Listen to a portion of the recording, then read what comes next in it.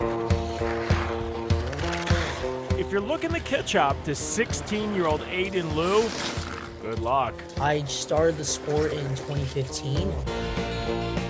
The Brookfield teen has been flying around the ice with his brother since age 6 when his mom spotted a flyer for a club. We just love to go fast, and she's also a longtime short track speed skating fan, so she was like, this is the perfect sport for me. A decade later, Aidan is a speed skating champion. I've won 3 consecutive age group national champions, and I'm also a member of the 2025 short track speed skating junior world championships team for USA. But it's what he created off the ice 4 years ago that suddenly thrust him into the spotlight. So I combined my passion for the sport with my desire to give back, and so I created this club in 2021 to bring the next generation of speed skaters and let them experience the same joy that I felt all those years ago. Liu is the proud founder of Let's Skate, a project that began as a club at his school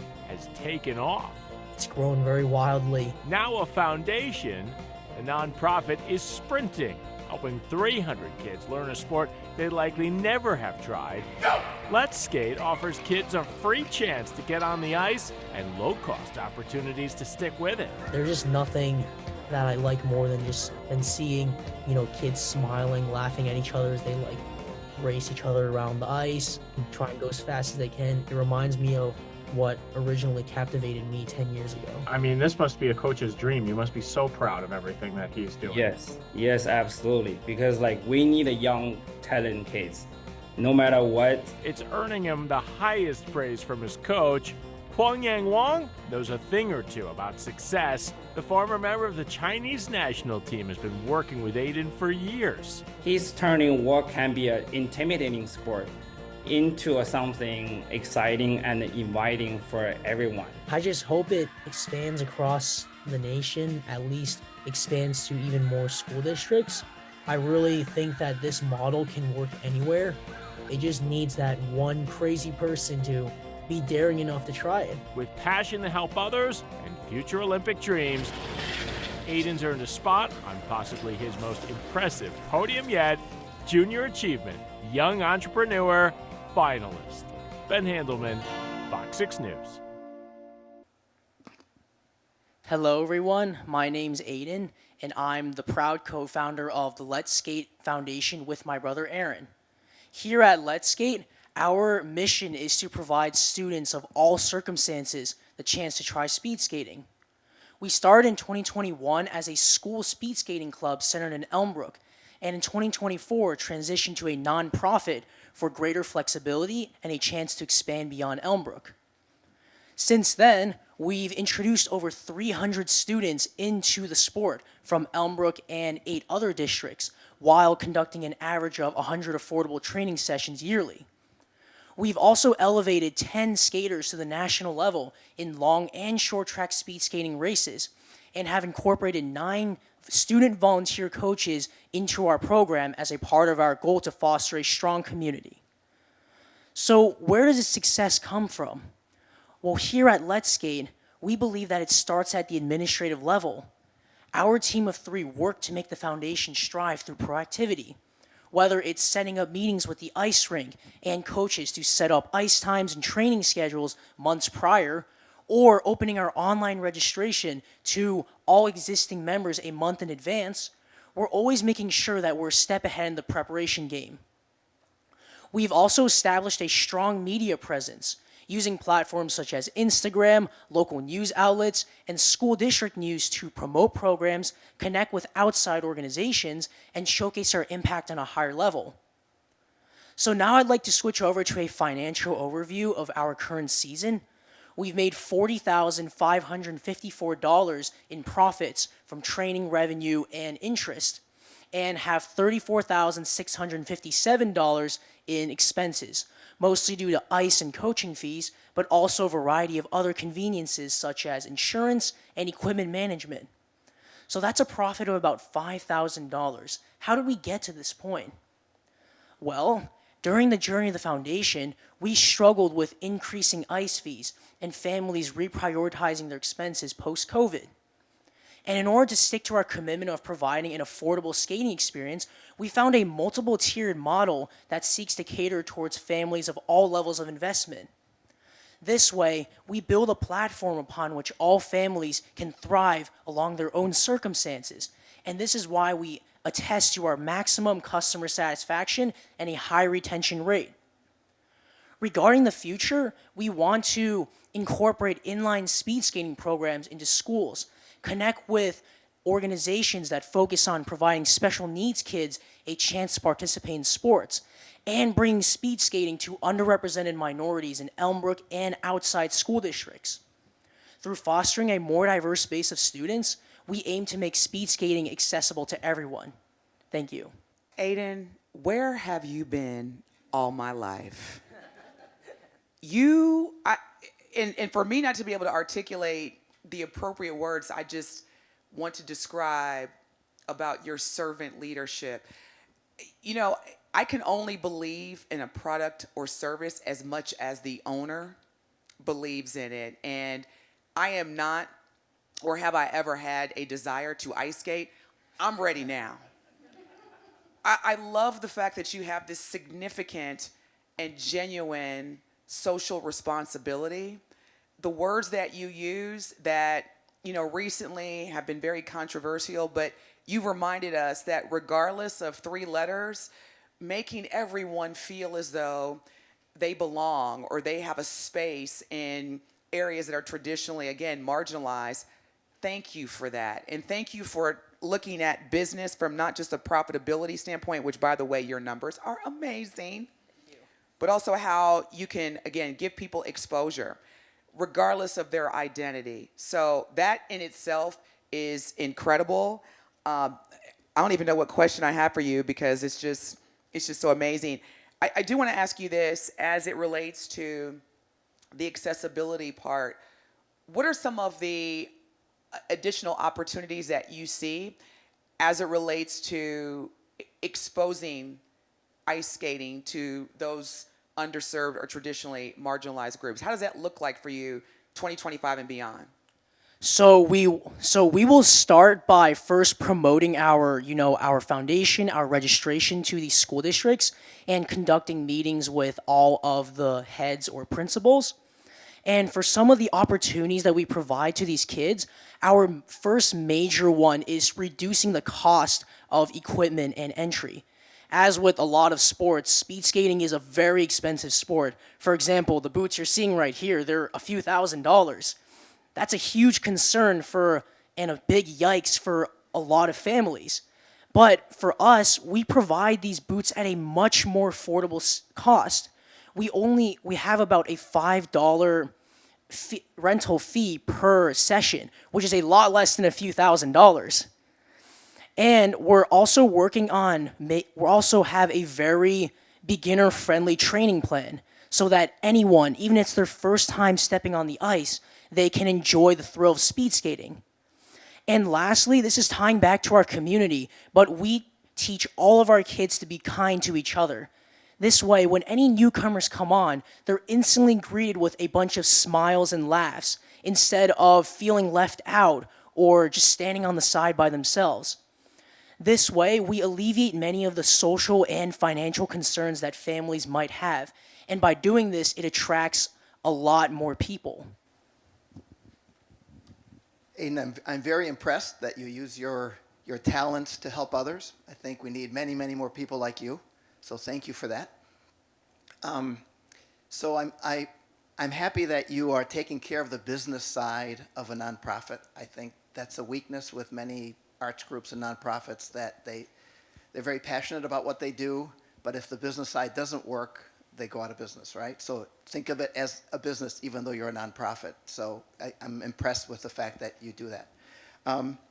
So how do you get your funding? Do you have a board of directors if you're a nonprofit? Who takes care of all the requirements from the IRS and accounting and all those kind of things that you need to do when you have a nonprofit organization?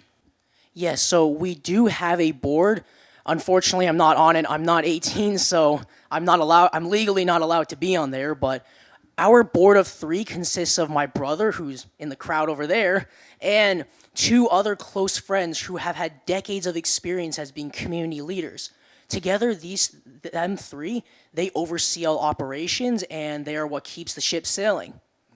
And below them are the executive officers. So we have the training leader who makes up the training plans, leads the volunteer coaches during training and competitions. And then we have me, I'm the communications liaison. I communicate with parents, schools, and other organizations to promote our club and potentially gain new customers. And we have our financial operator, Kelly, who's also in the crowd over there. She oversees all of our revenue and financial things, and she also takes care of payments, coaches' payrolls, and training fees and refunds. And as for, sorry, could you repeat the second part of your question? I forgot my own question. I think I wanted to know if you had a board and who helps you, who does the, nonprofits have a lot of requirements from the IRS, and to be a nonprofit, you need to make sure that those things are done properly. And so I'm wondering who does all that for you? If you have, an accountant, if you have a lawyer, how do you do that to make sure that you're compliant as a nonprofit? So we have both, actually. We have an accountant who takes care of all the financial forms and paperwork, and we also do have a lawyer who makes sure that we are a legal entity and abide by the law. And that's actually a part of our fixed expenses in the professional services and insurance. The professional services are the accountant and the lawyer, which is where that category comes from. One final thing. So I'm assuming that you'll go on to probably college, right? So will the organization be able to continue functioning after you're no longer there, or are you the main guy who makes it happen? Well, I won't ever go away. Even when I'm in college, I'll still be operating this remotely. I'll be doing all the communications, whatever I can. But I will also be training a team of, upcoming community leaders. And hopefully when I'm gone, they can take my place and continue the legacy of what I've built so far. Great response. So I'm going to fire some questions. But first of all, you talked about it just takes one crazy person to just get started. Well, kudos to you, because you were that one crazy person along with your brother Aaron. Yes, I was. That's how you inspire others to do it. If you could do it, others can. We touched on the nonprofit status. I want to get into some of the financials a little bit. The registration fees is where the majority of your revenue is coming from. How many skaters are currently registered?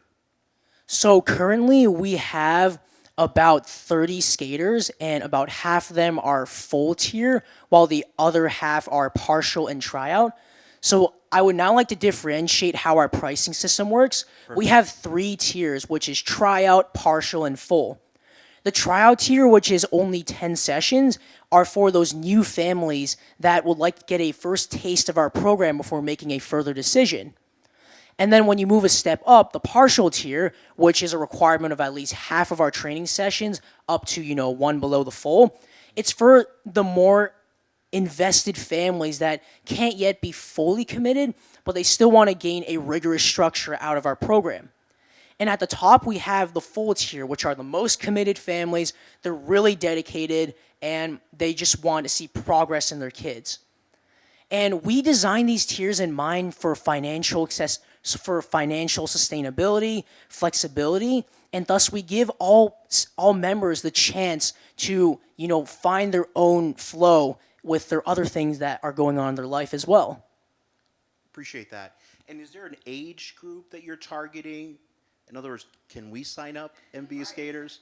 If you would like to, you can. Okay.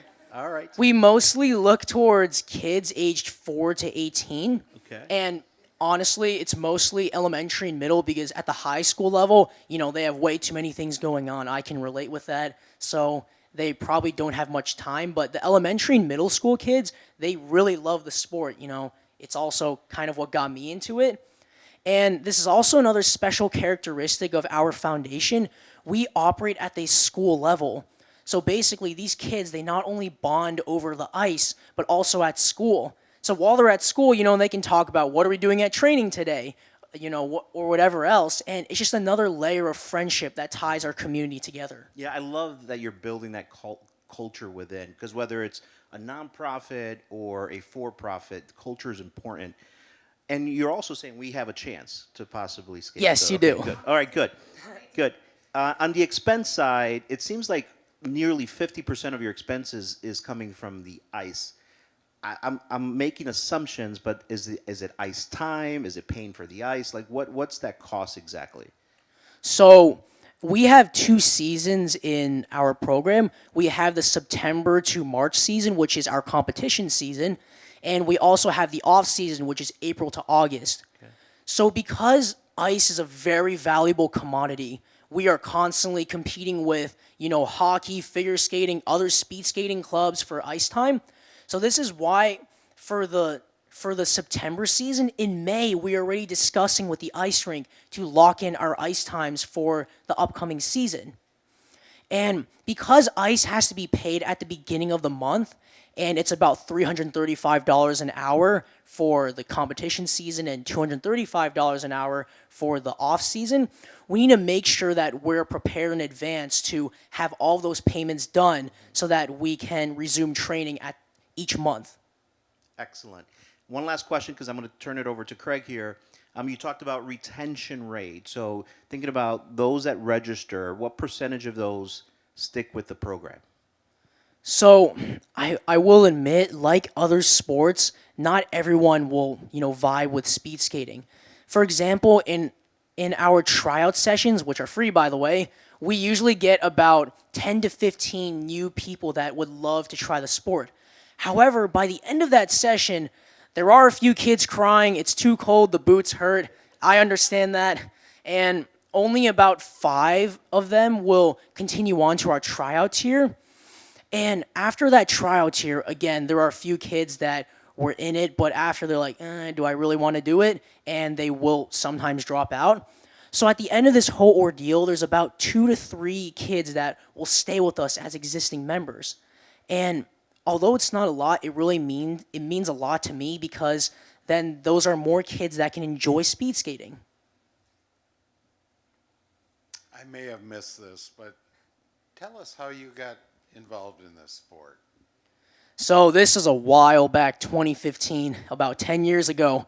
I was doing learn to skate, and man, I did not. You were what, 7? When 8? I was 6. 6?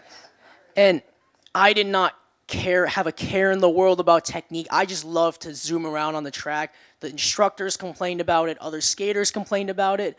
I was kind of a little menace on the ice, not gonna lie. And basically, my mom, she's also been a longtime short track fan. She's been watching since the 90s. And she saw a flyer for a speed skating club. And she was like, you know what? He's not going to learn to skate anyway. Might as well do this. He likes speed. So I signed up, and ever since then, I've just been so hooked on it. I love going fast. I love the feeling of leaning low. And it's really what's kept me in the sport for so long. Do you hope to be an Olympian? Yeah, the 2034 Olympics will be at Salt Lake, so hopefully you see me then. That would be very special. Marketing. I could see getting a hold of some newspapers, Milwaukee Journal Sentinel, and telling them about what you're doing. I think they do a feature article on you, and it would help your whole program. Have you done something like that? We have talked with a few local news channels before, so I'm not sure if you guys are aware of the Fox 6 News High School Hotshot segment. Well, yeah, they're here, so I guess they do know, and well, you guys do know now, but basically I was featured on there for my involvement in the sport and the foundation, and so I think as a step up, we will try and get our promotional material published in more places for potentially more customers, members, and the future of our foundation. What happened after that feature on Fox News? There were actually a few people who contacted me. They were interested about it. So there was definitely a positive impact from that one promotional, news. Do you see skating growing? Well, it is a pretty small sport, but I do love what they're doing at the highest level. They renamed the World Cups into World Tours. They've also, changed up things a bit, and I think it'll be great. And as for speed skating in the U.S., we're fortunate that in Wisconsin we have a strong Midwest Olympic legacy from Bonnie Blair, Dan Jansen, and a few other names. And that's why I would love for this model to be promoted elsewhere in the nation, because not here, but everyone can enjoy speed skating no matter where you are. Aiden, I just have one, I guess, piece of advice. I've been involved in nonprofits for 40 years. I coached soccer for 22 years. And so I would say that as a nonprofit, that you have a clear mission for what you want out of this program. Is it a youth development program? Is it an Olympic, development program?